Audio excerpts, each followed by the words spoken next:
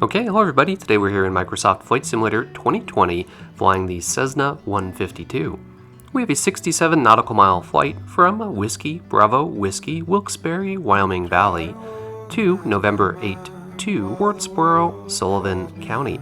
We'll be flying VFR, and as part of the flight brief I'll take you through my decision making for picking out my route and waypoints. It should be an awesome scenic flight, so let's hop in the pilot seat and get started. Alright, we're sitting here in JP Logistics C152 with Monica as our co-pilot, and the newly released freeware of Whiskey Bravo Whiskey Wyoming Valley Airport. Check the video details if you'd like to download it. So heading down here, we'll get our feet on the brakes and set the parking brake. We'll verify our switches are off, battery master is off, mixture to idle cutoff, throttle idle, carb heat is in. Trim is to take off. We'll get our fuel selector to on, head down here, turn on the battery master and the alternator, check the fuel gauges left and right. We're a little bit above half a tank, which is sufficient. We'll check that the prop area is clear and call clear prop. We'll get our mixture to full rich, crack the throttle a bit. Head down here and prime it. 1, 2, 3 strokes of the primer. Keys in the ignition and crank it over, and it didn't start. Alright, so let's pull the mixture to idle cutoff and bring the throttle full in. I was playing around with this before the start of this video, so I might have flooded it from all of the priming. We'll try again. No dice on that attempt, so we'll bring the mixture in a little bit and try one more time. There we go. And I love how it sounded like it struggled to turn over. That's what you get with the JP Logistics mod. So let's just leave mixture lean, high RPMs for a little bit to avoid future problems. We check that we have oil pressure, and we do. So we can head back down here in a second, and we'll get our avionics on. So first we'll turn on our taxi light. Next we'll head up to the avionics stack. Turn on COM1, COM2, nav1, nav2. Get the transponder to standby. I'll turn on the DME. We're going to be using that as well in this flight. There's our DME. That looks good. And now I think we can adjust the mixture and the throttle. So we'll pull the throttle back out, bring the mixture back in, make sure that everything's stable at 1000 RPM. Looks good. So now we can lean the mixture back for ground operations so we don't foul the spark plugs. Alright, we'll get our frequencies all set up. So we've got 122.8, which is CTAF for Wyoming Valley. We'll put 120.10 on standby for COM1. That's Wilkes-Barre Tower, because we'll be talking to them just as we depart the pattern. On COM2, we'll put 121.5, which is guard. Toggle that over to our primary, and on standby, we'll put Wilkes-Barre Approach, which is 120.905. We're running with custom weather and don't have liveatc.net, so we're going to cut to the chase and set the altimeter to the field elevation of 543 feet, and then we'll check out the metric equivalent of that right from the altimeter and dial that into the autopilot. We will be using a VOR, so on nav1 we're going to set the Kingston VOR, which is near our destination airport, and dial the radial that we'll be flying to get to the airport, which is 096. Wyoming Valley traffic, Cessna 565 Whiskey, taxi from the ramp to runway 25, hold short, Wyoming Valley. Alright, release the parking brake. I'll test my brakes. Brakes are good. So we're going to hang a left here and intercept the taxi line that's in front of the hangar with the blue doors there. See some students prepping their planes for flight. Alright, we're stopped at the hold short for runway 927, which is the grass strip, and you saw the windsock, which shows that it's favoring 25 currently. We've got winds variable at 5 knots, so we're going to back taxi here on the grass strip. Normally we can't do this in the winter because it gets all muddy and it's closed, but we don't have that problem in the sim, so game on. While we're doing this, I'll open up ForeFlight and take you through the flight brief. So normally I like to fly with live weather in the sim. However, if we toggle on the ceilings, they are a bunch of red and blue blocks showing 800 and 1200 feet, which is IFR or marginal VFR. So that's where we're flying with the weather preset today, because we can't fly VFR with live weather. if we were to fly a straight line path to our destination, we're going to cut right through the pattern of KWBW and right over the departure end of it, so they're definitely not going to like that at the tower, so we're going to need to make an adjustment. So if we jog south of the tower, then we create a new problem, and we're going to fly right into the tallest mountain in the area, and right through the wind turbines, which are even taller than the tallest mountain in the area, so that's not a great plan either. Normally I like to depart to the south of the field and aim for this big lake on the map, which is Crystal Lake. So that's a pretty good departure that solves the problems, but that path will then take us through the tallest mountains in the area again, which we can fly over, but it's really not necessary when we can just choose to fly north of the field instead. So we'll request a delta transition and fly through the valley over Scranton to get to where we want to go.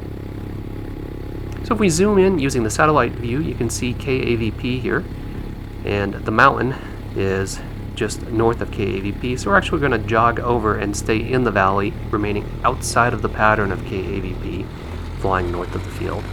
We'll overfly Scranton, which should be an awesome view, and then we've got a great visual waypoint for our first waypoint, which is Interstate 81 and the Walmart Supercenter. So that's where we will turn.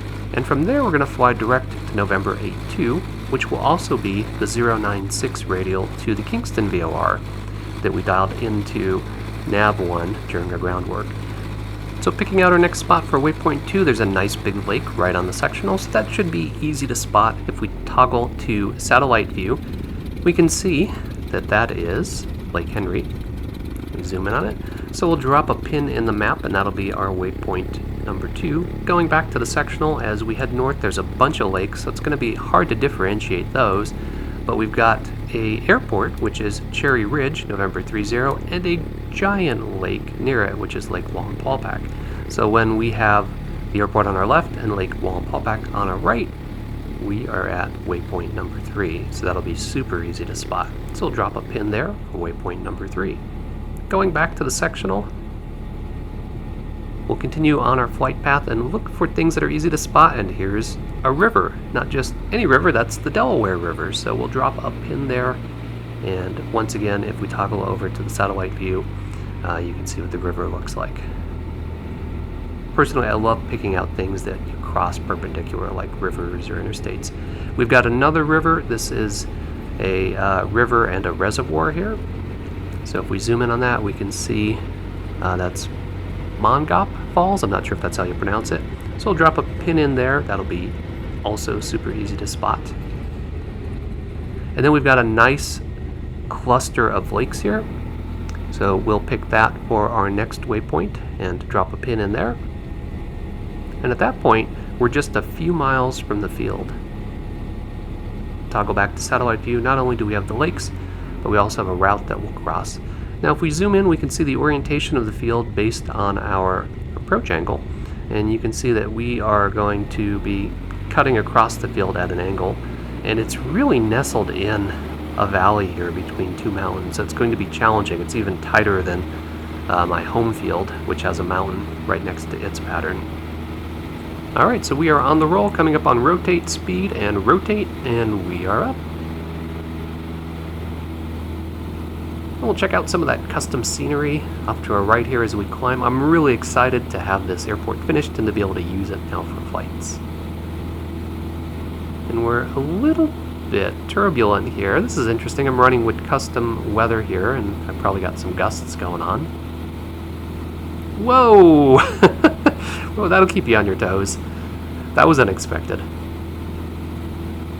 That's interesting though, because sometimes in real life, you know, especially on takeoff or in the pattern, you'll hit these pockets of turbulent air, or you'll hit the wake from another aircraft that's in the pattern, and your entire plane will just get bonked like in a 30-degree bank out of nowhere that you'll have to recover from. So that was realistic. I don't think that that's what that was simulating. I think that's maybe gusts getting a little aggressive in the game.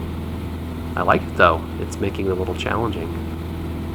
I like when the simulator doesn't act like it's on rails. In real life, unless you have a perfectly wind-calm day with perfectly still air, which is pretty rare, the plane doesn't fly like it's on rails. It's moving all the time, and it's getting pushed and pulled, and hitting all these little hiccups and air pockets. Alright, so we have rolled out onto our crosswind here. We're going to turn on to the downwind. And we're going to keep on climbing out of the downwind and head straight for Wilkes-Barre Scranton's Class Delta airspace. There we go, we got another one of those bumps again.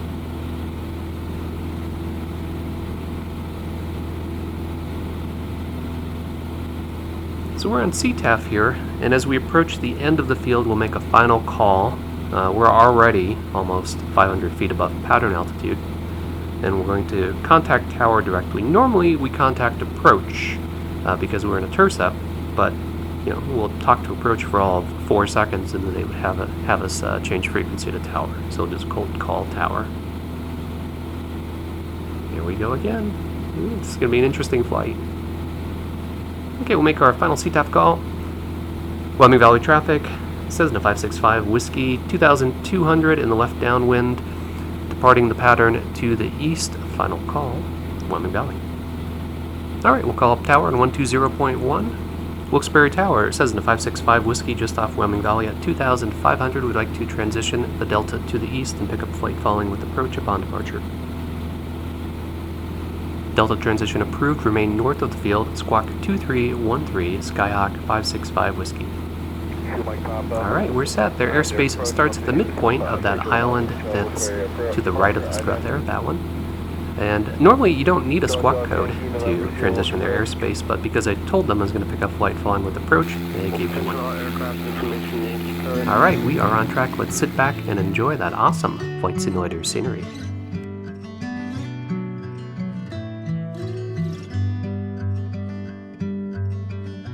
Try to organize my mind while the world falls behind. Slow waltz around the sun. Every year reveals a change. Looking back now, feeling strange. We all learn to be someone. What happens next? What happens next? Won't pretend to know. What happens next? I heard you say to love is to let go.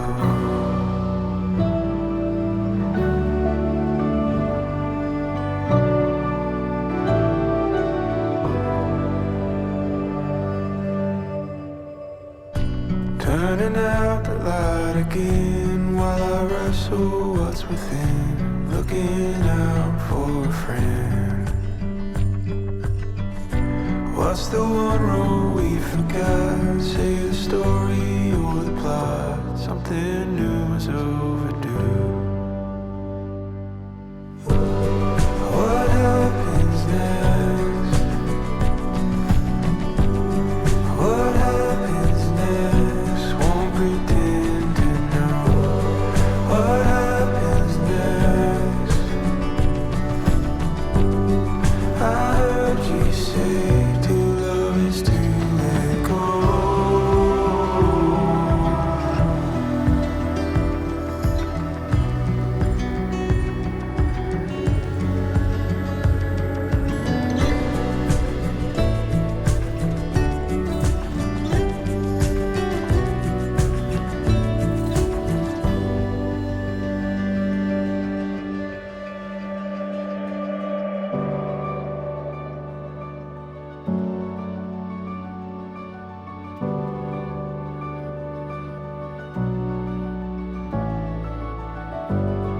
What happens next? What happens next? What happens next? What happens next? What happens next? I heard you say. Alright, that was a lot of fun. That was an awesome scenic flight, and it was great to have my first flight out of the newly updated Whiskey Bravo Whiskey. That was an insane landing. I wouldn't try that in real life, but we're in the simulator and I decided to go for it. It was challenging to land at that field. You were just boxed in with mountains and you've got trees on the approach. So it made it interesting.